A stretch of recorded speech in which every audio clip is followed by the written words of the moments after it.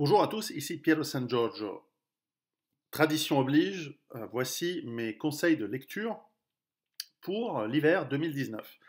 Alors, on va commencer avec des conseils qui n'ont rien à voir avec la lecture, mais qui sont plutôt de l'ordre de l'auditif, de l'audition, le coffret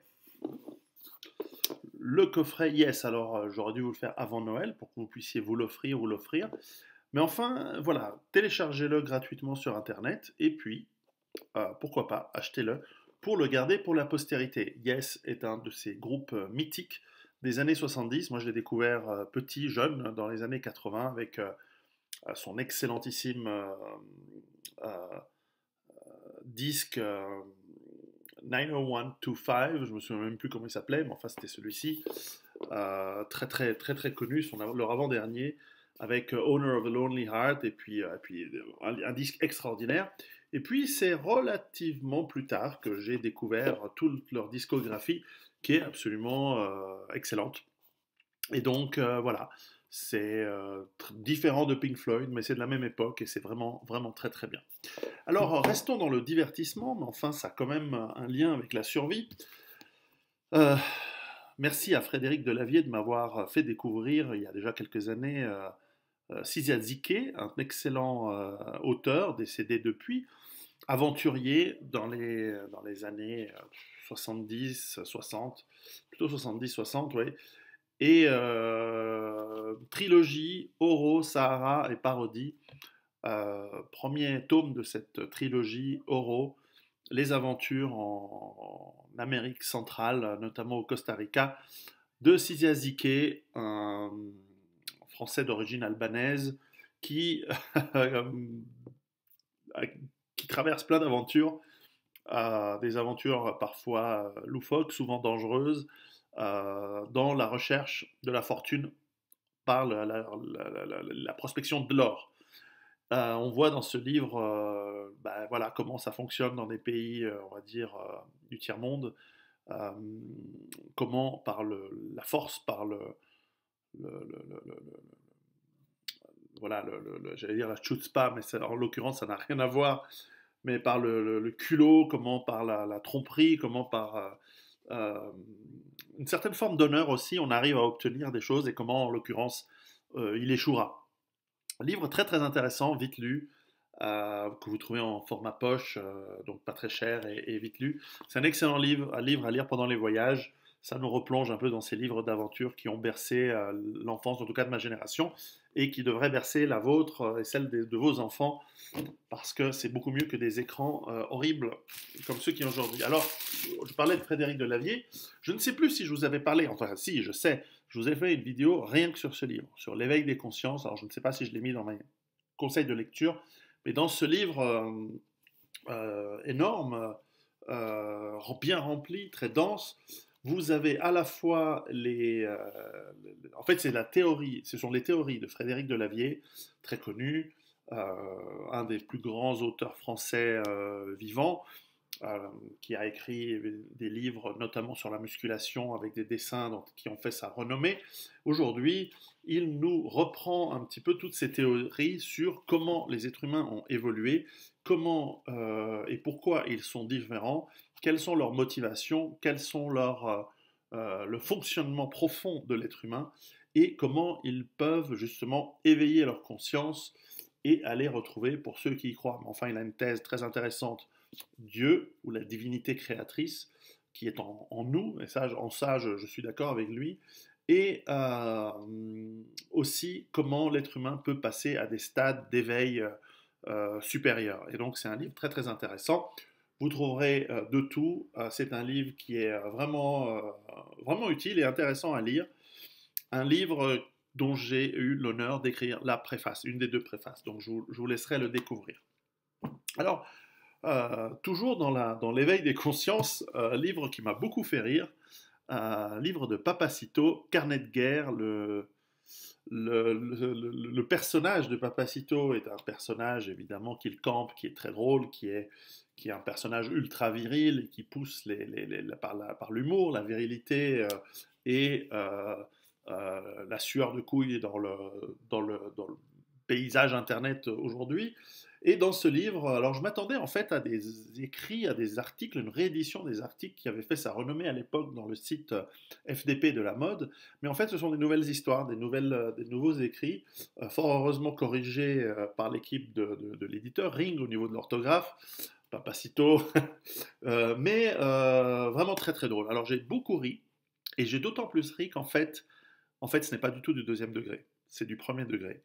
Et c'est ça qui est drôle en fait. C'est parce que, évidemment, il va dire que c'est du deuxième, voire du troisième ou du quatrième degré, mais en fait, non. Et c'est ça qui est vraiment drôle. Donc, dans ce livre, on, on explique pourquoi la population d'aujourd'hui est une population essentiellement de tarlouse, de salopes, de gros connards, et il a parfaitement raison. Et donc, il explique un petit peu comment ça se fait que aujourd'hui, les Européens qui ont mis le monde entier au tapin pendant 4 siècles, 5 siècles, aujourd'hui sont devenus des soumis et des tarlouses, soumis aux élites, et incapables de faire face à ce qui est leur invasion, l'invasion par des peuples du monde entier. Et donc c'est très intéressant, et voilà, on touche une certaine finesse assez extraordinaire dans ce livre, donc je vous le conseille, Papacito, aux éditions Ring, 18 euros, enculé va. Livre d'un autre style, on va dire, Éric Zemmour, Destin français, aussi un livre magistral, 24,50 € pour, je sais pas, 10 000 pages, non, 580 pages par là. Euh, J'avais déjà fait la revue, en fait j'ai lu tous les livres de Zemmour, je l'ai rencontré plusieurs fois. Euh, c'est quelqu'un d'honnête, c'est quelqu'un qui dit vraiment ce qu'il pense. Il n'y a pas de manipulation dans ce livre, c'est vraiment quelqu'un qui décrit déjà dans Le Suicide français, qui était un des livres précédents, et dans celui-ci, pardon, dans le Suicide français, ici dans Le Destin français, en fait, il nous décrit d'une manière très touchante son amour pour son pays, la France, pays dans lequel il est né, dans lequel il s'est assimilé, dans lequel il s'est intégré. Et il explique pour sa génération à lui, donc qui n'est plus la même que celle j'imagine, de ses enfants, en tout cas des jeunes qui auraient moins de 25 ans aujourd'hui, quelle était en fait cette mythologie française à laquelle tout le monde souhaitait être assimilé, du moins tous ceux qui souhaitaient vivre en France. Et donc il explique là aussi, par pages alternées des grandes pages de l'histoire de France, pages parfois tragiques, parfois glorieuses, parfois étonnantes. Il nous donne sa version à lui, qui est assez étayée, hein, il avait énormément de références, sa manière à lui, Éric Zemmour, d'interpréter l'histoire de France. Dans l'immense majorité, je suis d'accord avec lui d'ailleurs, je suis complètement d'accord avec les personnages historiques, hommes ou femmes, dont il trace à la fois le portrait, mais aussi l'influence dans l'histoire de son pays, du pays qu'est la France. Et en fait, on se régale à lire ce livre parce que pour quiconque est passionné d'histoire, on découvre des petites anecdotes et surtout des personnages qui nous donnent envie d'en savoir plus et donc de lire ou de relire certains autres livres d'histoire. Mais il nous montre aussi à quel point, et c'est utile de le rappeler aujourd'hui alors que la France est en train de se disloquer, bientôt de se partitionner et de mourir, à quel point ce fut un pays grandiose et important dans l'histoire de l'humanité, parfois pour le meilleur et souvent pour le pire, parce que moi, autant Éric Zemmour, par exemple, voit en Bonaparte un grand personnage, moi, je me mets de l'autre côté, je n'ai pas envie de subir Napoléon Bonaparte, de la même manière qu'il y a des gens qui voient aujourd'hui dans l'histoire Adolf Hitler comme un grand personnage. Moi, je me mets, alors certes, étant italien, allié à l'Allemagne, plutôt blonds yeux bleus, j'aurais eu peut-être le haut de la, genre, je me serais trouvé du bon côté dans l'hypothèse, on va dire, d'une victoire du Troisième Reich. Je ne vais pas aller trop loin dans ce sujet, mais enfin, euh, je me mets à la place de ceux qui ont subi le joug de l'Allemagne nazie, notamment en Europe de l'Est, mes amis d'Europe de l'Est. Non, moi, Bonaparte, Hitler, tout ce qui est État fort, et donc la France, ne me convient pas du tout. Et je pense que le salut des peuples français, je ne sais pas si la France est sauvable, mais en tout cas les peuples français pourraient l'être, et les peuples français vont se sauver par la liberté, pas par l'État. C'est une de mes différences, notamment avec Alain Soral, que j'apprécie, que je respecte toujours. Mais par exemple, sur ce point, euh, je ne suis pas d'accord avec Éric Zemmour ou Soral ou des gens qui sont pour un État fort et centralisateur. Et peut-être que ce sont eux qui ont raison dans le côté pratique. C'est peut-être comme ça qu'on relève une nation, peut-être, sans doute. La Corée du Sud est un grand exemple de comment un État central a pu relever un pays ou même lever un pays à partir de zéro. Mais moi, je crois au contraire que les peuples vont trouver leur liberté dans la décentralisation, dans la démocratie participative directe et dans le moins d'États possible. Voilà. Ce livre est extraordinaire, il faut le lire. Je pense qu'il vaut la peine. Je pense que ces deux grands livres d'Éric Zemmour, il y en a d'autres, mais Le Suicide français et Destin français sont des livres clés. Et ce qui est intéressant, c'est qu'il décrit l'une des les maladies qui ont fait que la France se trouve dans cette situation de mort aujourd'hui, de mort clinique, et dont il n'y aura pas de renouveau, malgré les soubresauts glorieux potentiels que sont les Gilets jaunes. Je ne crois pas que le pays en tant que nation va s'en sortir. En revanche, les peuples, et ça c'est mon travail, hein, notamment par la survie individuelle de communautés, etc., eux vont s'en sortir. Mais ça va être difficile. Et pas que la France. Hein. Donc voilà.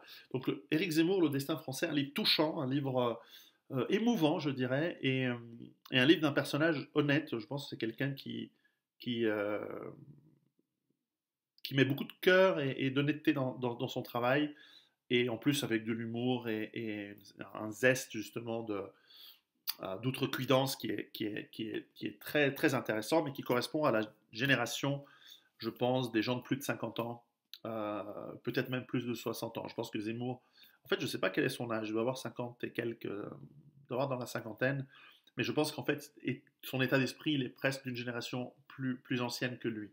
Voilà. L'autre livre très intéressant, qui est le pendant du destin français d'Éric Zemmour, c'est La France interdite de Laurent Eberton. Alors, ça fait plusieurs livres sur la France, mais enfin, c'est un voisin important de nos autres petits Suisses. La France interdite est un livre capital. D'ailleurs, arrêtez cette vidéo, allez acheter ce livre, ensuite reprenez la vidéo. Un livre également aux éditions Ring, alors que Éric Zemmour, j'ai oublié de dire, Albin Michel, aux éditions Ring, 19,95 €. C'est le livre définitif sur l'immigration, ses conséquences et ses effets en France et par extension à d'autres pays d'Europe occidentale. Vous pouvez à peu près avoir les mêmes raisonnements sur l'Angleterre, la Belgique, les Pays-Bas, la Suisse, peut-être l'Allemagne, l'Italie, l'Espagne, l'Irlande, la Suède et d'autres pays. Mais enfin, le sujet ici est la France. Et donc, Laurent Oberton clôt une trilogie avec la France Orange Mécanique et la France Big Brother. Il clôt une trilogie qui explique pourquoi la France est morte. Pourquoi, en tout cas, après avoir lu ce livre et les autres livres, nous étions prévenus, nous sommes prévenus, enfin, les Français sont prévenus. Vous savez à quel point l'immigration est non seulement désastreuse, mais elle est mortelle pour ces pays.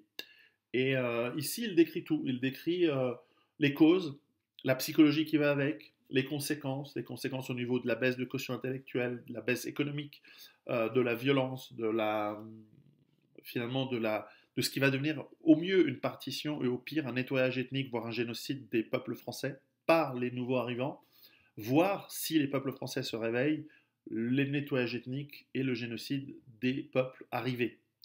Et on le sait que cela serait catastrophique, serait évidemment tragique et terrible, avec des millions de morts à la clé.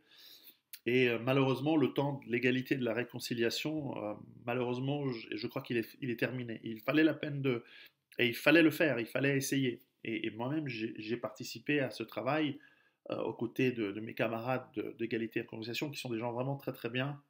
Et dès le départ, et même avant, lorsque je travaillais là-dessus, je croyais que peut-être qu'on pouvait amoindrir, rendre moins violent ce qui risquait d'être inévitable. Et aujourd'hui, c'est vrai que lorsqu'on regarde les chiffres qui sont contenus dans ce livre, on se rend compte que c'est quasiment inévitable. Et je pense que les élites qui nous ont amenés dans cette merde, elles vont tomber également dans le maelstrom chaotique que provoquera l'effondrement de la France. Alors, vous le savez, moi j'écris des livres qui parlent de l'effondrement économique et j'arrive à l'effondrement économique par la pénurie des ressources, par les pénuries notamment des énergies, par les crises financières et de la dette, par des crises écologiques.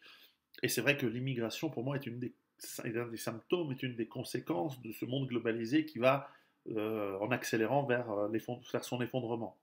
Et là, Laurent Berton, finalement, nous amène aussi à l'effondrement, mais uniquement en regardant l'approche, euh, on va dire, socio-culturello-ethnique des pays occidentaux qui, finalement, se suicident en apportant des populations qui leur sont hostiles, qui sont inassimilables, surtout dans ces volumes, et qui vont devenir en fait des poudrières. Alors heureusement, il ne s'agit pas que d'une population, il y en a plein, et donc nous allons avoir un monde multiculturel qui va devenir un monde multiraciste, qui va devenir un monde multi-génocidaire. Et quand je dis heureusement, c'est-à-dire qu'il n'y a pas que deux camps, il n'y a pas que le camp des autochtones contre le camp des autres, ce sera un camp de multiples autres et de camps de multiples autochtones et les familles. Et nous le savons aujourd'hui, et encore une fois, moi je n'en veux, et d'ailleurs Oberton le dit très bien, on n'en veut pas aux individus. Il y a des gens très bien de toutes les cultures, il y a des gens très bien métissés de tout ce qu'on veut. Mais l'histoire étant tragique, chose que décrit très bien Éric Zemmour dans son livre, euh, nous sommes arrivés à un moment où la composition chimique des sociétés occidentales est tellement instable et tellement explosive que c'est une nitroglycérine qui est en train de dévaler une pente non goudronnée avec plein de chaos et qui donc inévitablement va exploser en route, voire va exploser au moment de son choc final qui est ma thèse, c'est-à-dire l'effondrement économique. Mais ça peut exploser avant. Donc ce livre est capital, il faut le lire, et je crois que Laurent Berton va terminer avec ce livre de se pencher sur les problèmes de la France, car il a tout dit.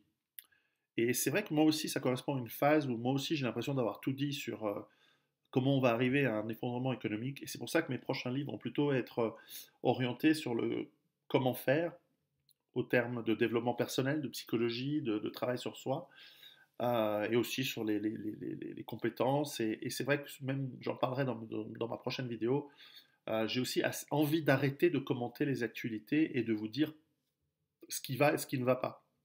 Parce qu'au fond, on ne fait que tendre le bâton pour se faire battre. Et en plus, c'est trop tard. Ceux qui ont compris ont compris et il faut travailler sur qu'est-ce qu'on fait. Et, euh, et ceux qui n'ont pas compris, ben c'est trop tard. Je pense qu'aujourd'hui, c'est vraiment un peu tard pour démarrer. Quoique, lisez ce livre. C'est un livre que vous devez faire lire autour de vous pour avoir la conscience tranquille, pour dire, ben voilà, je vous avais averti, je vous ai filé ce livre, je vous ai parlé des problèmes. Ça fait 40 ans que ces problèmes existent. Si vous n'avez toujours pas compris, c'est que vous êtes perdu et que vous êtes dans une idéologie, vous êtes dans une religion qui ne fait que vous ne pouvez pas voir cela. Et donc, tant pis.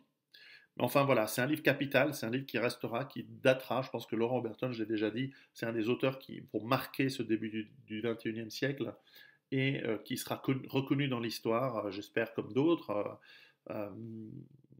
peut-être comme moi-même, comme étant des gens qui ont donné l'alerte et que des millions ont écouté, mais que d'autres ont ignoré. Et pour ça, et on se souviendra aussi des journalistes qui n'ont pas voulu parler de ces livres, qui n'ont pas voulu avertir parce qu'ils sont dans une religion à eux et qui ne veulent surtout pas se remettre en cause et voir les faits. D'ailleurs, cela aussi est expliqué dans ce livre. Alors, je saute du coq à l'âne, et un livre intéressant, c'est euh, c'est un livre anglais de Bill Warner, peut-être qu'il existe en français. C'est la charia pour les non-musulmans. C'est un livre très court, très petit. Il ne va pas être très très cher, que vous pouvez acheter facilement sur Amazon, etc. C'est un livre qui fait partie d'une série qui explique la religion musulmane, le Coran. Et aujourd'hui, lorsque nous avons entre 5 et 10% de la population des différents pays européens qui sont musulmans, eh bien, nous ne pouvons plus l'ignorer. Comment fonctionne cette religion, qu'est-ce qu'il y a dans le Coran, comment fonctionnent les hadiths, comment fonctionne la sunna, comment fonctionne justement la charia. Et donc,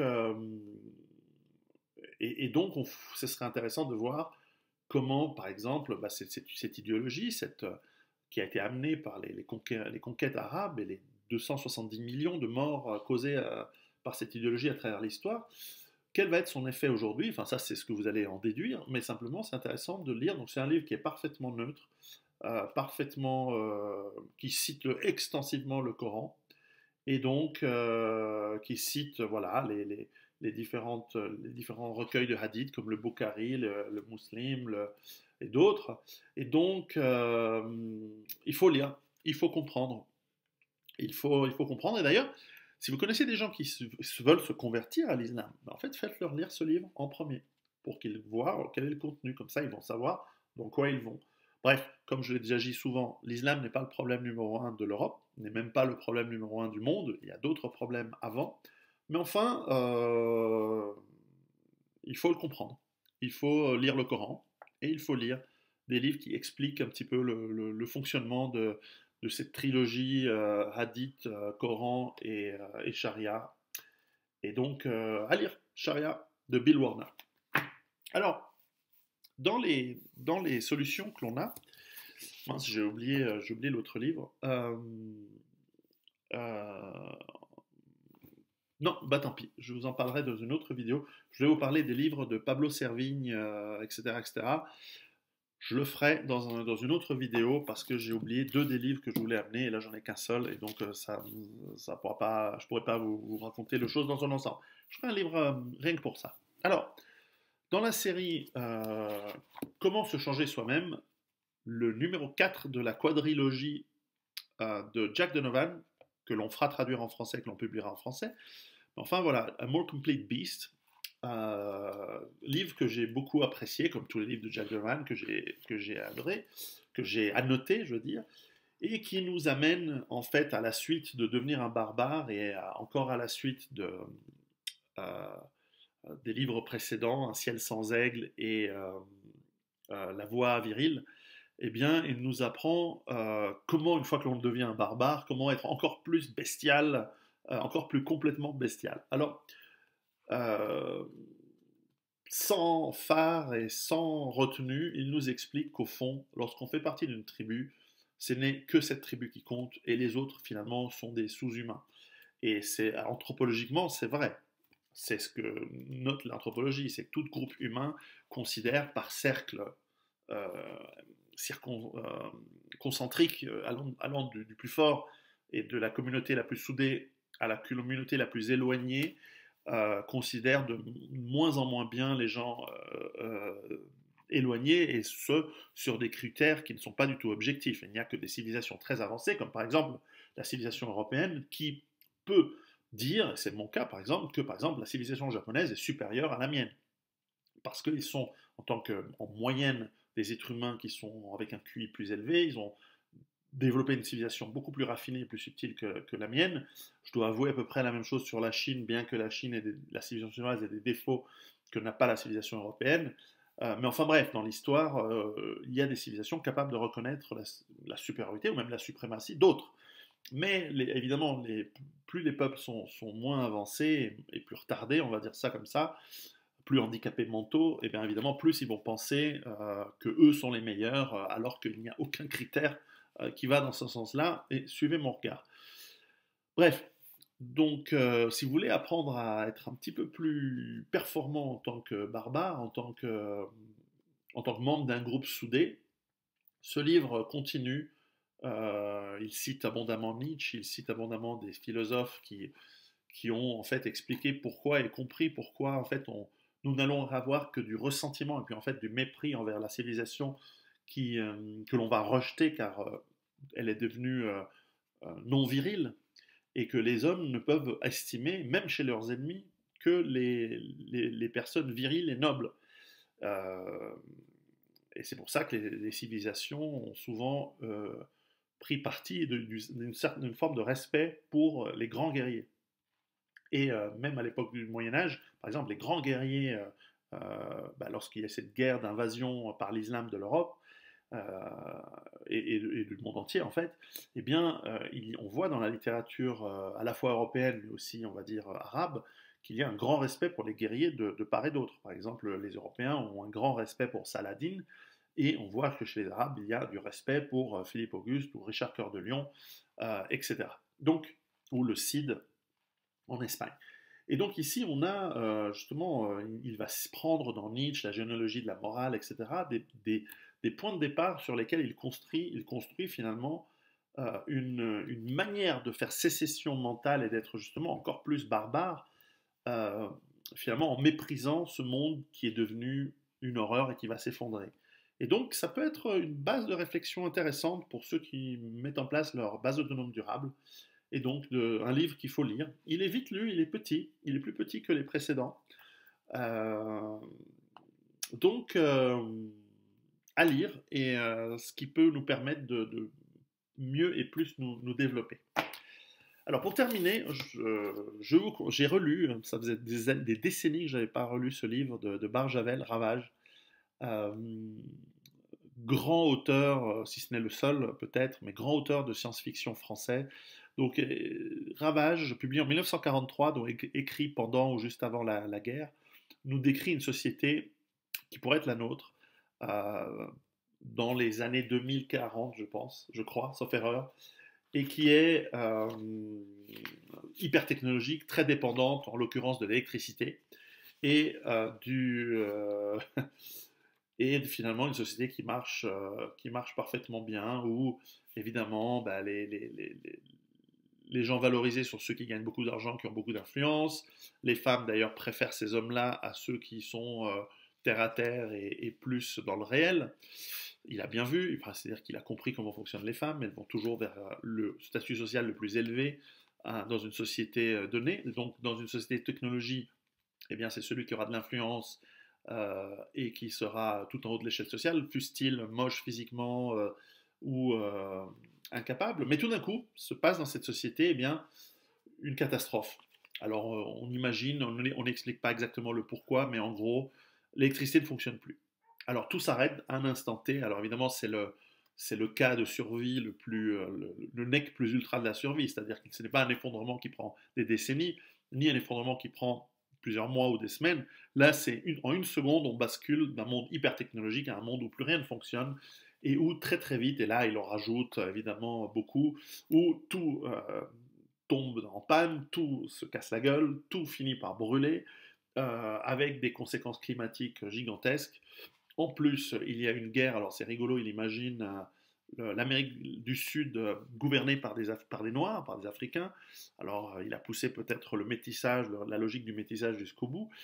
Et donc, cette guerre, au moment de cette catastrophe, alors c'est un sous-thème, hein, évidemment, l'Amérique du Sud déclare la guerre à l'Amérique du Nord.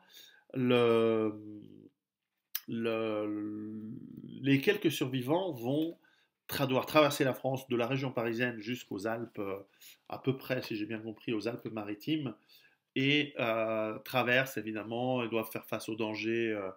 Alors, ce qui est rigolo, c'est que plus personne ne sait se battre à cette époque, parce qu'évidemment, il n'a pas imaginé le métissage de la France. Il a imaginé une France parfaitement pacifique, avec que des Français, je ne sais plus de 100 millions de Français, donc il n'a pas vu la baisse de natalité, bon, c'est comme ça, et où les gens sont tellement pacifiques qu'ils ne savent plus se battre, et on voit les survivants avec trois couteaux en train de se tailler un passage à travers les hordes de gens démunis et complètement pris au dépourvu par l'effondrement de leur monde. Et donc, la question, c'est de trouver de la nourriture. Dans un monde hyper technologique, il y a une scène très cocasse où une des survivantes euh, attrape des poules et sait qu'on parlait dans les livres d'histoire de la poule au pot, trouve une marmite et fait une poule au pot, sauf que quand les autres arrivent et qu'ils ouvrent la marmite, c'est dégueulasse, parce qu'en fait, elle a mis le poulet vivant dans la poule, elle a fait bouillir le poulet, et puis c'est fini. Elle n'a pas pensé à ce qu'il faut le vider, qu'il faut le déplumer, parce qu'elle ne sait pas. Elle n'a jamais vu, comme la plupart des gens d'entre nous, enfin pas de nos concitoyens ne savent pas comment se préparent les animaux, comment on les abat, comment on les vide, on les tanne éventuellement, comment on leur enlève la peau, nanana, tout ça. Et donc c'est un élément assez cocasse. Et donc à la fin, ils survivent et ils arrivent dans le village d'enfance de, comment il s'appelle le héros, il s'appelle Maurice. Alors il y a Blanche, c'est sa copine. Ah, je me souviens plus, tiens, il s'appelle Maurice ou c'est encore des noms assez français. Donc il imagine qu'il y avait encore des Français en 2040. C'est pas sûr dans notre monde, mais enfin voilà. Euh, bon, je perds mon temps. Enfin, c'est un livre vraiment, vraiment très rigolo. Et ce qui est très intéressant, c'est qu'à la fin, évidemment, il y a des survivants qui se regroupent en société. François, il s'appelle? Oui, François, pas Maurice. François, c'est encore plus classique. Et à la fin, ben, on voit que les survivants ont recréé des communautés et que deux choses se passent, c'est qu'ils sont polygames parce qu'il faut repeupler, ce qui n'est pas débile. Et l'autre chose, c'est que c'est une société qui a banni la haute technologie euh, parce qu'ils sont tellement traumatisés par ce qui s'est passé qu'ils ne veulent plus redevenir dépendants. Et donc on voit que par exemple certaines personnes qui sont amenées à développer des astuces technologiques, eh ben, ils sont même mis à mort euh, parce que c'est devenu la coutume de faire ainsi. Alors évidemment, il ne va pas très loin dans ce thème qui pourrait être un thème intéressant que, que John Michael Greer dans ses autres livres avait déjà traité, mais qui est de celui de savoir à quel point la technologie, qu'est-ce qu'est la technologie, parce qu'après tout, une paire de lunettes c'est de la technologie, un plombage c'est de la technologie, faire cuire les aliments c'est de la technologie, donc qu'est-ce qu'on entend par technologie? Donc voilà, très intéressant de voir ce livre, un grand classique hein, de la littérature française, René Barjavel, Ravage, pour quelques euros en format poche folio ici. Voilà, donc intéressant. Alors voilà, c'était pour les livres de 2019, pour l'hiver. Je ferai d'autres vidéos à l'avenir sur ces livres, peut-être plus du tout sur des livres d'actualité. Donc d'ailleurs, arrêtez de m'envoyer des livres ou de me proposer de m'envoyer des livres. Je n'ai pas le temps de les lire. Et puis c'est pas parce que je les lis que je vais ensuite en faire une revue. Et ça sert à rien d'insister. Vous êtes certains à m'avoir envoyé des livres, ensuite m'insister. Alors quand est-ce que tu vas en parler? Soit je le ferai et je le ferai autant que je veux et quand je peux, soit je le fais pas, ou soit je le fais pas parce que j'ai pas envie de dire du mal de vos livres. Pour l'instant, la plupart des gens qui m'ont envoyé des livres étaient des livres très bons. Mais voilà. Je vais plutôt parler de livres plus techniques, parce que je pense qu'aujourd'hui on a tous compris où on va. Et je pense que je vais reprendre des vieux livres que j'avais lus sur de la permaculture ou sur peut-être des techniques. Et je resterai sur aussi des livres de stratégie, mais plus des livres d'analyse de où va le monde, etc. Voilà, ça je le ferai dans d'autres conditions. Je vous en parlerai bientôt dans ma vidéo de vœux 2019. Donc à très bientôt. Et puis, pensez à lire. Hein. Lire, c'est important. Nous sommes une civilisation de la lecture depuis 10 000 ans au moins. Et les livres sont des moyens de transporter du savoir dans le futur, euh, d'en devenir la référence, mais aussi de transporter de la beauté, de l'art, de nous dépayser. Et je suis toujours attristé de voir les enfants de nos jours, même les miens, hein, j'ai de la peine. Autant je leur ai lu des centaines de livres quand ils étaient petits, autant je continue à le faire, autant je les oblige à lire certains livres et certains classiques, autant je vois que la concurrence avec les écrans, elle est bien plus pernicieuse aujourd'hui qu'à l'époque où il y avait une télévision que l'on regardait de manière passive. Aujourd'hui, avec l'interaction, ces écrans sont beaucoup plus chronophages, mais aussi et surtout beaucoup plus addictifs. Ils sont ils sont plus prenants et ils font déclencher dans notre cerveau la sérotonine, donc c'est ça, et donc nous donne le centre du plaisir en fait de notre cerveau. Et donc, à chaque fois qu'on reçoit un message, un petit cadeau, une petite notification, etc., on a un petit boost de plaisir et donc on a tendance à y retourner. La télévision ne faisait pas ça de cette manière et les livres demandent beaucoup plus de concentration, chose qui manque de plus en plus dans les générations plus jeunes. Ça va se payer très très cher. Donc faites un effort pour vous, faites un effort pour vos enfants, lisez-leur des livres et faites-leur lire des livres. Surtout les miens. Allez, à bientôt et préparez-vous. Ciao. Ah, PS. Vous les voyez, mes masques africains? J'ai réussi à mettre des masques africains dans un chalet suisse. Je les aime bien, mes masques africains. À très bientôt. Ciao.